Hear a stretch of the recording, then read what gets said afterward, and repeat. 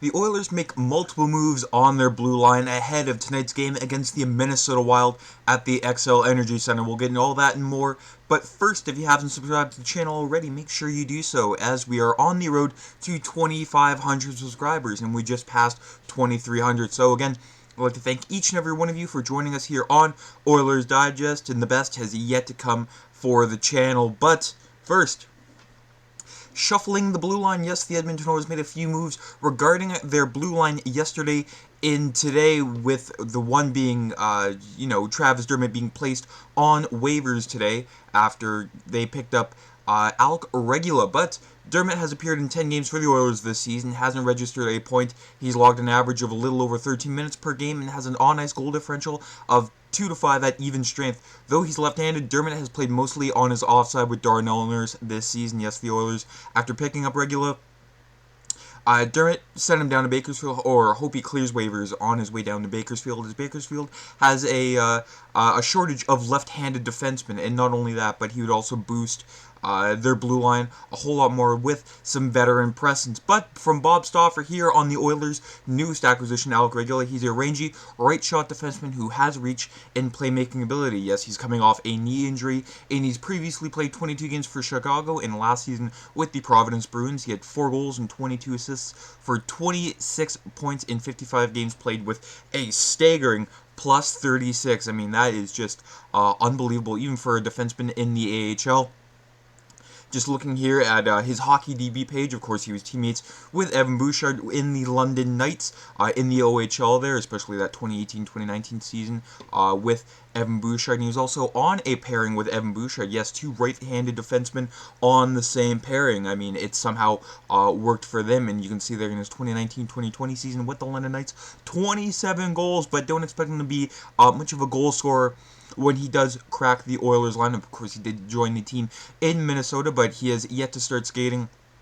Of course, he's, got to learn, a whole new routine with a brand new team. Of course, he was acquired from the Detroit Red Wings by Stan Bowman when he was the GM of the Chicago Blackhawks, and traded to the Boston Bruins. And of course, the Boston Bruins did place him on waivers, and he was claimed by the Oilers yesterday. From Jason Greger here of Sports 1440 in Edmonton. He's got a bit of a scouting report on Regula, which is nice to see here. He's very poised with the puck, and he makes plays. He's big, obviously, but he's not a bruiser. He's more of a skilled guy who has patience and can pass the puck. He, doesn't just throw it away under pressure. If anything, he will sometimes hold it too much, always looking for the best play instead of just unloading it when under pressure. Having patience is a great quality to have. It's not that common to find big right shot defenders who has that, kind of willingness to find a better play and be patient with it and look for the best outlet play. Of course, last season in the AHL, he was one of the top plus-minus defensemen in the league, and he emerged as a penalty kill guy for Providence. I used to see him more as a power play guy,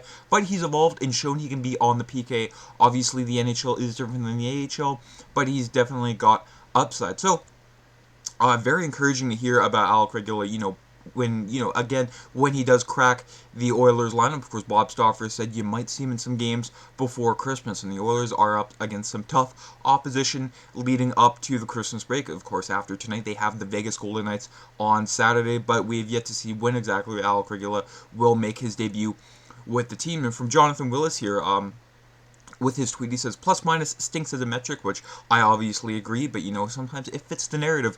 But take a peek at Regula's teams in the AHL with and without him. 2021-22 in his age 21 year, plus 6 without and minus 8 without.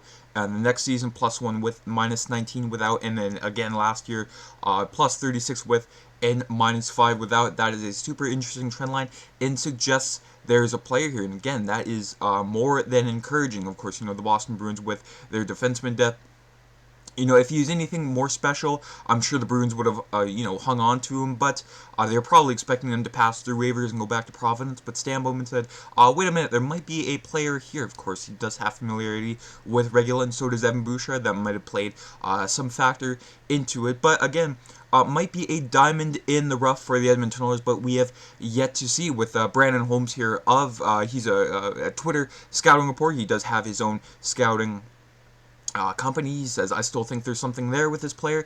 A team that needs defensive help on the right side should think about this. I remember interviewing draft prospects in 2020, and when asked the hardest player they played against is a very common answer, Regula. Again, lots of positivity coming around this player. Of course, when there's a new player joining the Oilers, you tend to find some sort of silver lining regarding the player. But I'm finding tons of silver linings about this pickup. Of course, waivers.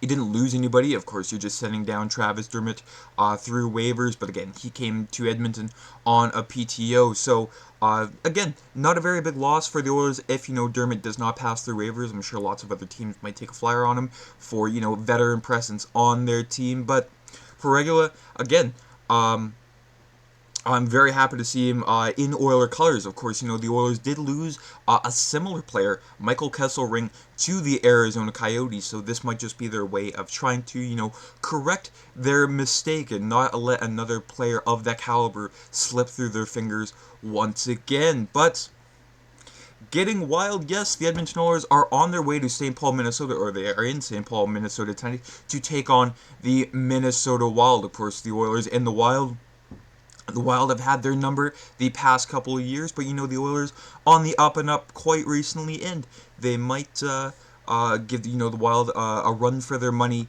tonight with the lineup tonight. Ryan Nugent-Hopkins, Connor McDavid, and Zach Hyman, Vasily Podkolzin, and Leon Draisaitl, and Kasperi Kapanen, Jeff Skinner, Adam Henrique, and Matisse Janmark, and then Corey Perry, Derek Ryan, and Connor Brown. So nothing has changed in this lineup whatsoever. I mean, the same defense core there, Ekholm and Bouchard, and then the platoon of Nurse, Stetcher, and Kulak, and then Ty Emberson make an appearance there, and Calvin Pickard gets the start in what is a very interesting game for Calvin Pickard to get the start tonight. Of course, Stuart Skinner is projected to play against the Vegas Golden Knights Saturday afternoon. So again, very interesting to see Calvin Pickard get the start tonight. But once in a while, you got to let him start. You can't let him get cold on the bench. And again, a very, very interesting spot to start him in, with Minnesota being top of the league. Of course, these two teams met back on November 21st, which resulted in a 5-3 win for Minnesota, who also had 2 goals waved off. But since then, Edmonton is 6-1-0, and the team is averaging 3.7 goals per game, while only conceding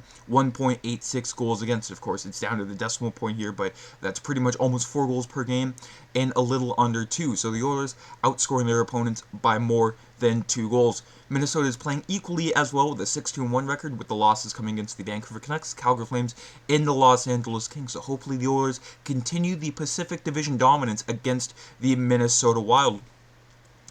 Just breaking down some small stats here for both teams. Power play, very similar. Edmonton 20%, Minnesota 18.9%. Penalty kill, the Oilers 73.1% compared to Minnesota's 71.6%. And then faceoff percentage, the Oilers one of the best faceoff teams in the league. And then goals for / games played, the Oilers again 3 goals per game.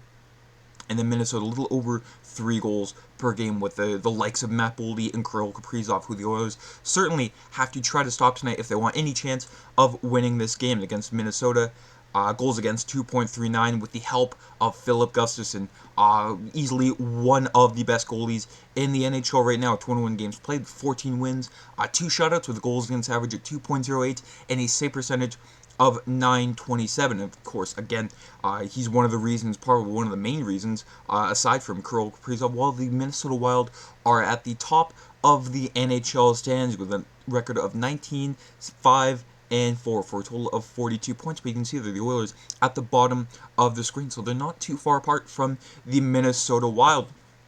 And like I mentioned, the Wild do have the Edmonton Oilers number, and more especially at the XL Energy Center in St. Paul, Minnesota. 51 games played. The Oilers have only won 17 of those, while losing 27 in regulation time, with 1 tie and 6 overtime losses. And the Oilers have lost their 6 consecutive games against the Wild at the XL Energy Center, with their last win coming February 7th, 2019. They won that 4-1 with Cam Talbot getting the win in net, and the game-winning goal credited to Ty Ratty. That is how long it's been, folks. You can see some of the other names on this list here. Alex Chason, Zach Kassian. So again, that is how long it's been. But it should be an interesting one tonight. I mean, the Wild I mean, they kind of shed their reputation of being one of the more boring teams in the NHL, but I mean, with guys like Matt Boldy, Brock Faber, and Kirill Kaprizov, they've made their claim to be one of the most, high-powered offenses in the NHL with,